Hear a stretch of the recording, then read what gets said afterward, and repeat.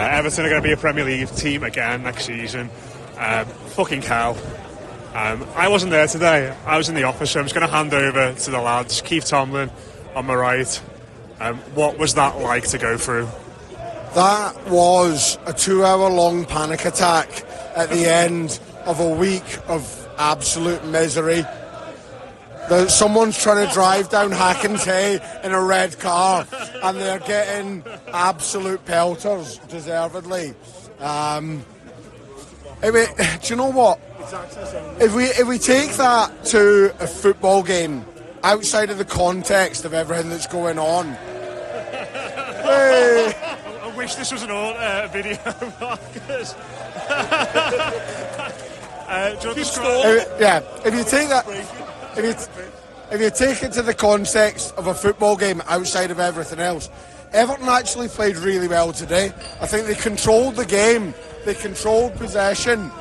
Bournemouth came forward a few times, but we never really looked in too much danger, apart from obviously Yerry Mina's colossal block towards the end of the first half and Pickford's save in the second half towards the end when it was 1-0 that kept us in front. Other than that, I think Everton were very good today. Like, collectively as a team, they, from 1 to 11, they played very well. They controlled the tempo of the game. It's extremely reasoned, by the way, and measured and analytical thinking. It is, because I'm only on about my 7th pint.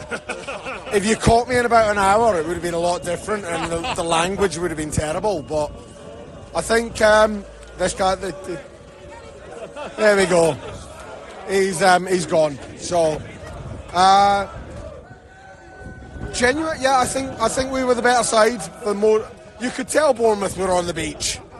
They didn't really, apart from the last 10 minutes, when he called 10 minutes of injury time, Bournemouth were playing like it was a World Cup final.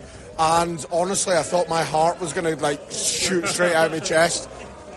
Other than that, I don't think there was any real too many worries. Do you want to get a little bit of crowd noise in the background? Everyone's having a lovely little sing-song. This is going to make my in-stadia intro sound very, very subdued, but I promise you it really wasn't like this in the ground, was it? And I think that's the shock for me today is, firstly that Everton won a football match, but also the fact that as soon as that final whistle went and as soon as kind of the pitch cleared and stuff, it was very, very different to last year. I thought very, very different. Even this bit now.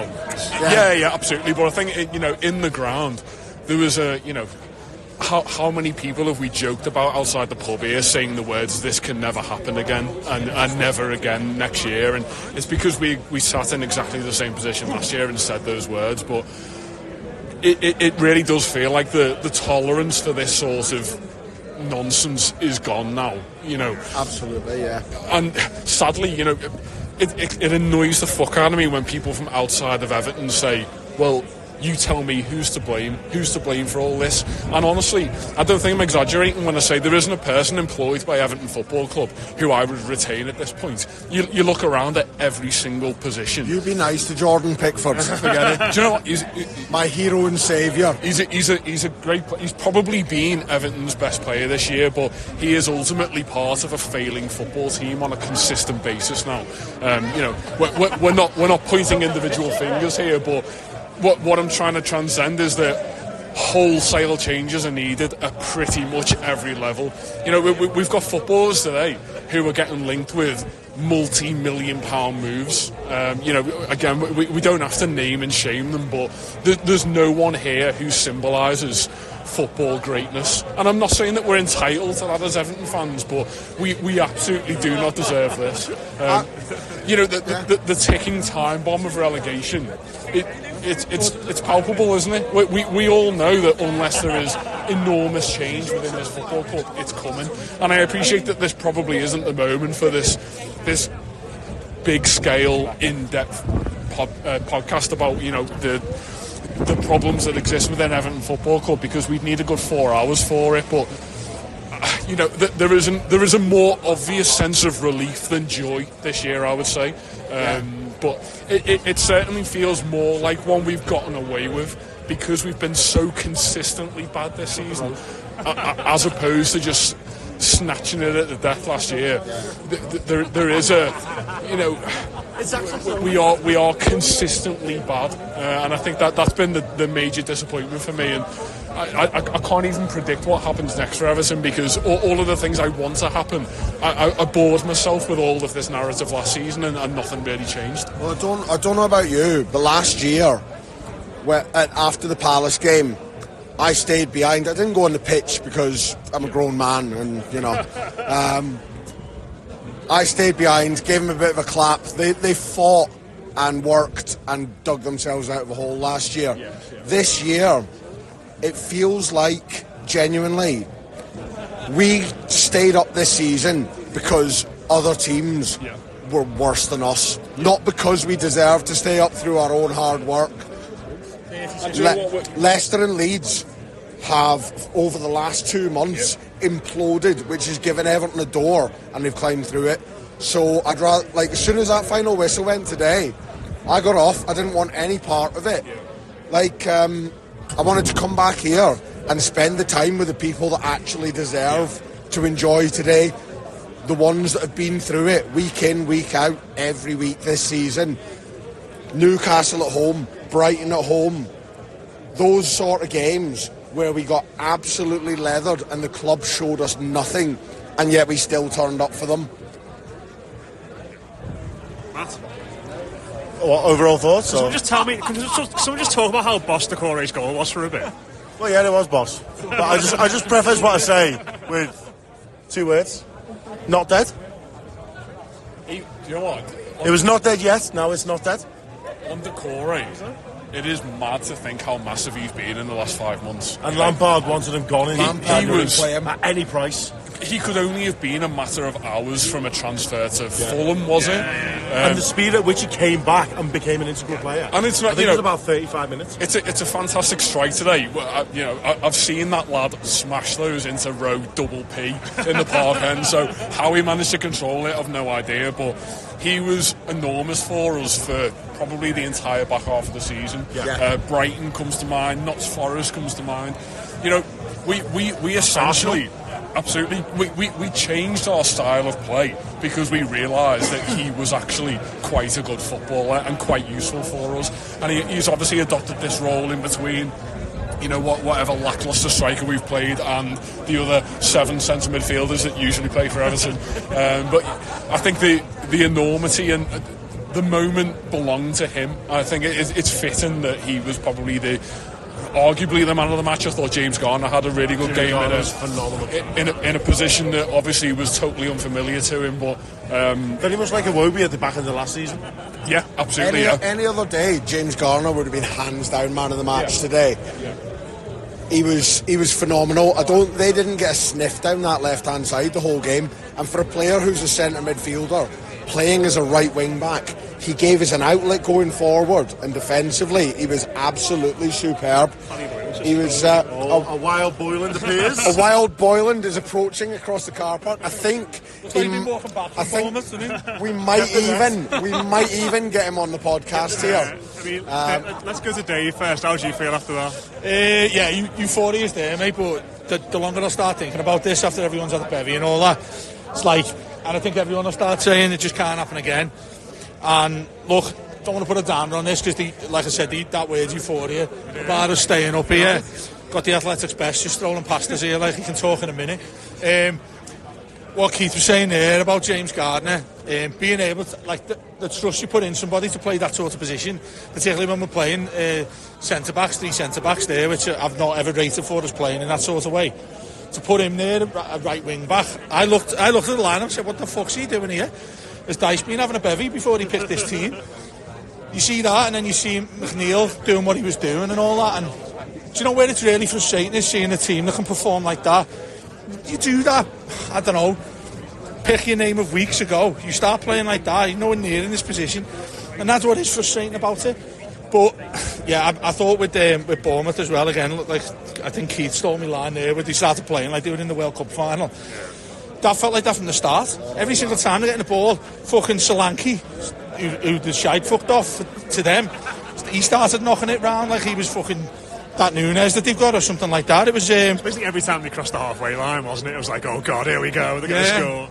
The other one I think don't be mentioned enough has been Garner as well. I think he's been shite all season. Today he stepped up. I thought he was fine. I thought he was disciplined in where he played. Onana, I think his head went a few times. I think he was lucky not to get a yellow card.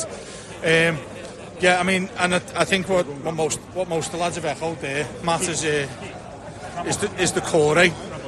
Getting the core staying at the club, exactly what Mo said there, was incredible. The fact that he can go from basically leaving the club probably the next day to putting in what he actually was today was absolutely fantastic. And yeah, I mean, you look at this now, and the first thing I put on Twitter after it, Matt, was you've got to start looking at next season now.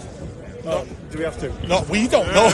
I'm not talking about us, although me and you might too, Matt. But yeah, the club itself, mate.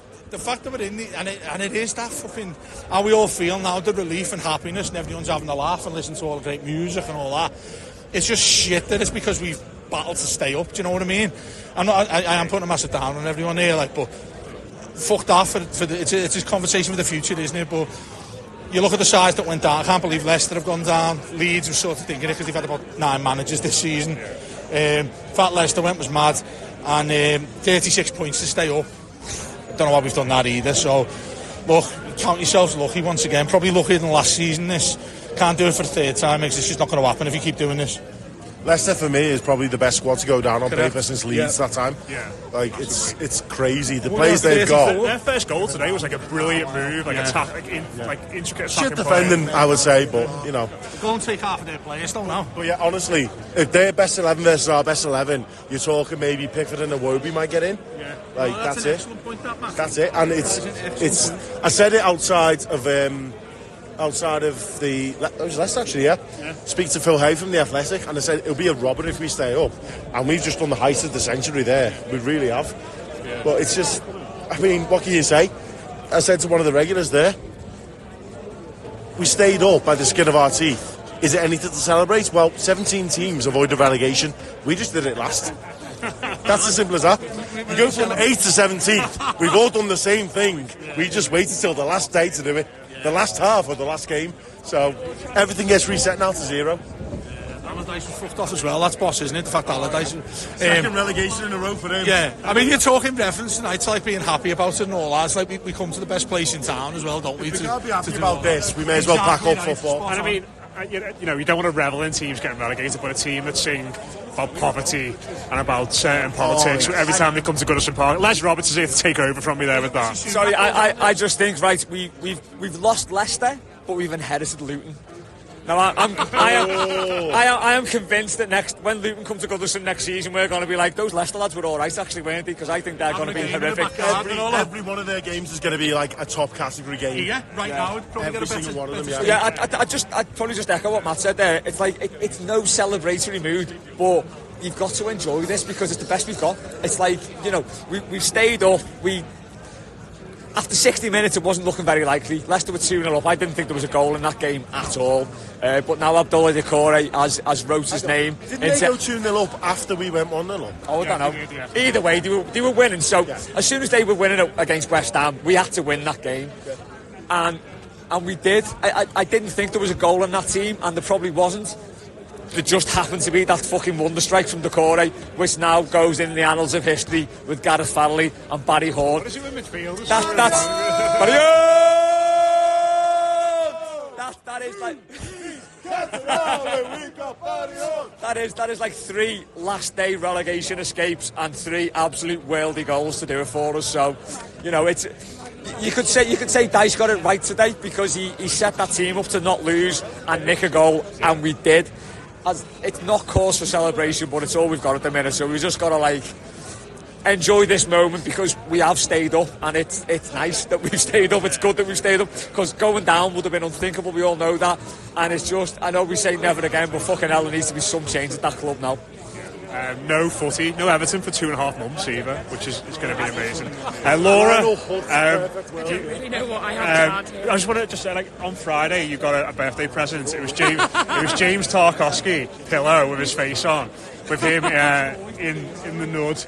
You could say as well. And I said to you, didn't I?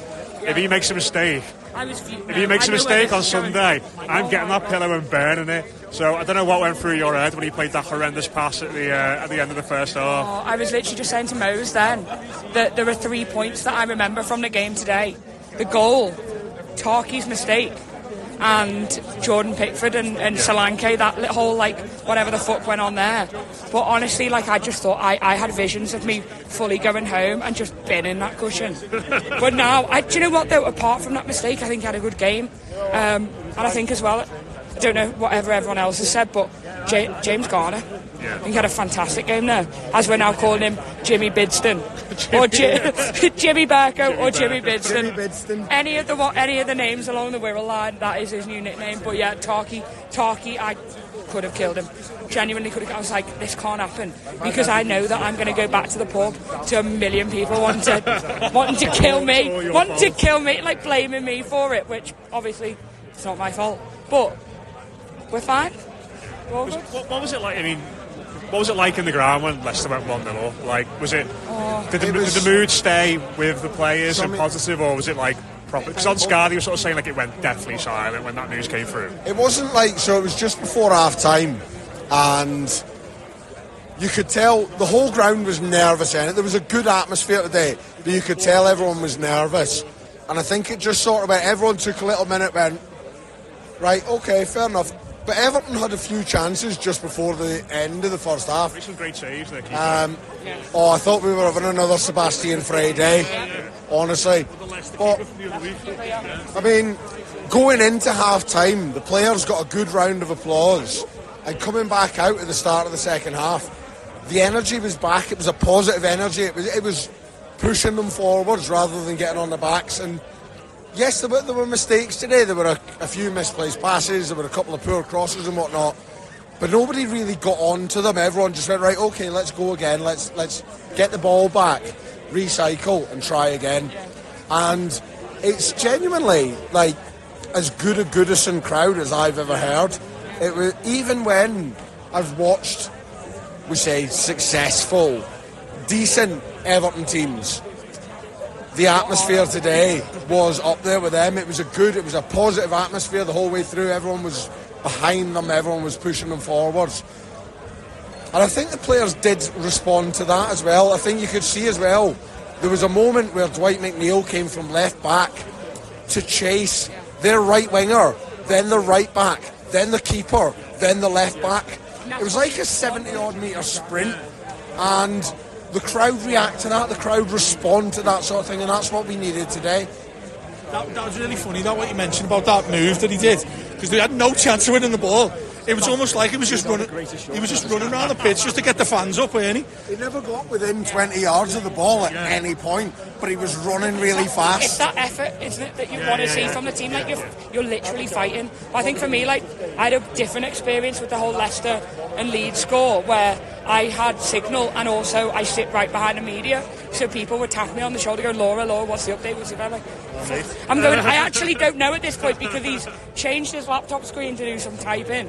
But I had a couple of journalists turning around saying different things, and it was, do you know what, I don't even know if it was a good thing or a bad thing, because it just, my anxiety just kept going through the roof every time someone was telling me something else, and I'm like, just...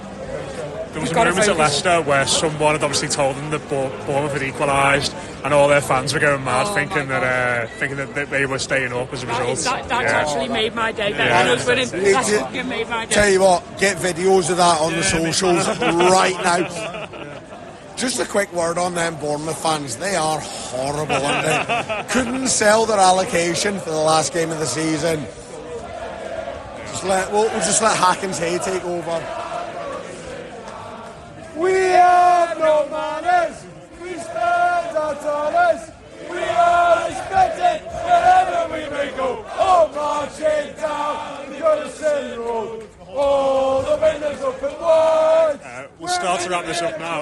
Les, 10 minutes of injury time. Outrageous. It was like... It wasn't outrageous. I was expecting longer to be fair. No, with the Pickford thing. I thought and then Mina getting up. Well, with that, I thought the last time our keeper went down injured and loads of injury time was added on, Mane scored a winner in the 96 minutes. I was getting full-on Stecklenberg vibes there. Yeah, I was not happy with that. Can I just give a shout-out to James Garner, who is the right-back that Tom Davis could have been. I think everybody's given a shout-out to him. He's been Birkenhead Garner. He's the man, honestly. Tom Davis had the shave as well, lads, you noticed that? Oh, didn't see him. Proper clean shave, look 12. Honestly, James Garner's had more shout-outs than a David Guetta concert here. This is incredible. Every single person has said, "Oh, quick shout-out for James Garner." This is what happens in the pods. Everyone's just stood everywhere. It's like no one hears what everybody else is saying. Get Jimmy Garner to the pub, we'll get him a bevy. Get Jimmy Bidston to the pub and he'll get a bevy. Did you see the Mina thing though? When that happened on the line and fucking Solanke went down, he was kicking off on Pickford. They had a square up. And Mina goes to him, grabs his neck, and almost looks like he's about to bite his neck, and it just stops in enough time before he probably puts his teeth into him. And I'm thinking, he's getting a red card here. Did you see the other Mina one for me? Like, obviously the block was massive. He's had a 12 out of 10 game today. He was a colossus. But the biggest one for me, the biggest cheer from me, was a corner. There was about 85 minutes gone. It was a corner or a cross. Pickford caught it. Mina climbed on his back and made him lie down on the ground. It looked like he was bumming him, didn't he? Absolutely brilliant, and obviously he's given him a great big neck in the tunnel on the way back. Yerry Mina, for me, you know his faults. You know he's made of biscuits. He's not going to play you 38 games a season. But one of the big reasons we've stayed up this season, like we mentioned earlier, was Doucouré. Mina's another. Since Mina's come back in, that defence looks competent. It looks like a solid defence, a well-organised unit. And again today, he was absolutely massive. Everything that came forward, he was the first one out of the line to win a header or win a tackle. He was chasing wingers down and everything. He was sensational today, and obviously he's going to move on after the season. We know he's going to move on, but God bless him, I love the man, and I hope he has nothing but happy things in his life. Who's this, Yerry Mina? Shout out to Rob Vera for that one. Rob Vera will be on his way now. I think one of the best things that happened to Everton in the latter part of the season was Michael Keane getting fucking legged by Newcastle at Goodison. Because, as Keith said, without Yerry Mina coming back into this side in the last few weeks, and none of us are standing here waving the Colombian flag for 4 more years, apart from Rob. But I think it's also a healthy way of thinking to say you were so good and so applicable for this particular tiny segment of our history, but let's all move on. And obviously Yerry Mina is going to do that, and I think a lot of players are going to be of a similar ilk, but I think it would be remiss of us to move on without giving a small nod to James Garner. James Garner, a hell of a guy. Paddy, we're going to finish now, but you're going to get the final word. Say it. I mean, everybody on the podcast has said I want to give a shout out to James Garner. So, do you want to give a shout out to James Garner? I genuinely would give. I did in my piece that I've just filed as well. I gave an athletic shout out to James Garner. Thought he was great. Obviously a tough day, really tense, but they just about got over the line in kind of typical Everton fashion. So great afternoon in the end, and an unbelievable goal to keep them up. Doucouré, the kind of symbolic of the improvement between Frank Lampard and Sean Dyche. The one thing I want to say, no one's mentioned his name, is Cody. Thought Cody come in, it was a proper professional performance. That his interview at the end of it as well was absolutely spot on. Comes in as a proper leader, doesn't he? Yeah. And the thing is, he hasn't been played. The thing you'd fault Dyche with, a lot of it was not getting Mina in, but also probably not putting him in a little bit more as well, because he's only played like 2 games or something, hasn't he, under Dyche? One off the bench or something. I thought that block from Yerry Mina is probably the pivotal point in the whole game. The one from Solanke looked for all the world. That was going to be 1-0 Bournemouth. I just don't see Everton scoring 2 in that game and coming back to win it from there. So that's that key moment in the match for me. That's a really mental piece of football from James Tarkowski that led to that. How in a game of that magnitude you make decisions to dally on the ball, I have no idea. But another man who did that early in the season and has probably been mentioned by 7 of you is Idrissa Gueye. I think he just carried the entire team today. He was unbelievable, and he even got in his token spooning shot when it went through on goal, which obviously was there just to be slid into the back of the net. And yeah, it was a good tip over the bar. But I thought he was massive in the middle of the park. I'm just so tired of the entire season. We said outside the game before that I think last year we got back into Liverpool with that sense of euphoria. We all got back in the Denby Castle and said, I don't know when I'm going to sleep next. I think if you banged a load of tents out now, we'd all be gone. Because this entire season has just been the most draining experience in a lifetime of people standing around here that have never witnessed any form of joy from a football team. But to take us to this brink of misery is something else. But never again, at least. We will wrap up now with Ed McCosh. Ed, how did you find that, mate? I don't know if anyone's mentioned it yet, but a shout out to James Garner. I thought he was really good. Has anyone covered that? Oh yeah, okay, good. I'm not really sure how to feel. I think everyone's entitled to celebrate, to feel relief. You don't have to be performative and immediately get after what needs to change. But once the dust has settled, obviously a lot needs to change, because I'm, for one, sick of all the different mentions and all the different stories saying this is our worst points record, worst scoring record, etc., etc. Enough with us being the worst. There are enough lows. Just this, hasn't it? Just like scrambling to safety and like this existential dread that we've all had now for probably the best part of 24 months. There has to be more than something. It's like having a day of Christmas, and that's it, isn't it? Everyone's pissed off because it's the day after Christmas. The worry is, for me, like, there's only so much you can keep circling the drain before it just you go down, innit? We can't keep doing that. It has to be accepted now that changes need to be sweeping. From the top to the bottom, all the way through. We need to completely correct the way we're doing things and correct course, because otherwise we're going to be exactly here again next year, maybe not so happy, maybe not singing and chanting, and I've personally had enough of it. So it's a huge summer, it's a huge year in general. We've got to work out who we can trust and who we can't. I really don't begrudge the decision makers, but it's going to be another roller coaster for us, and hopefully it's a lot calmer than this one. We'll leave it there, because the ceiling's going to absolutely piss down any second outside here. But yeah, that's it. Everton is safe. Enjoy your summer. Thanks for sticking with us through the course of the season. Cheers again to the Denby Castle as well, who've been amazing with us all year. The absolute best boozer in town for Blues. Win, lose or draw, always round, always singing. Great people. They have been amazing. There's our sponsors this year, so do check them out in the summer or next season. When Everton are back as a Premier League team again, it feels great to say, up the Toffees. We'll speak to you soon.